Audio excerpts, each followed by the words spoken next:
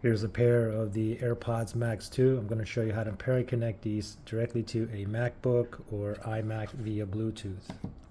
First thing is go to your Bluetooth settings on your MacBook or iMac. You can just hover over the Apple logo there and just go down to System Settings, the second one right there.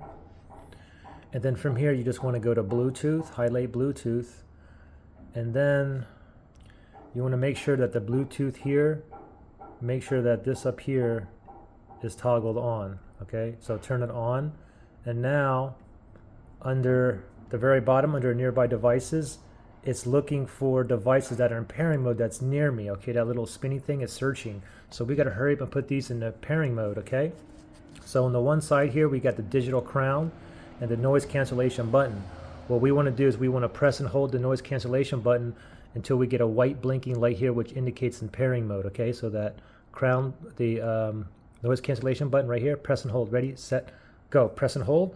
Just keep holding now, keep holding until the light starts blinking white. Now it's blinking white.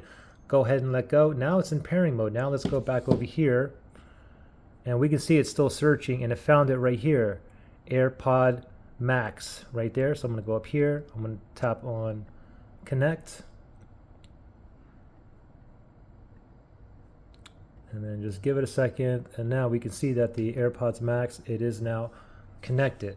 Okay, now if you had issues connecting or any kind of pairing problems, you can always factory reset these. If you need to do that, look in the link below in the description area.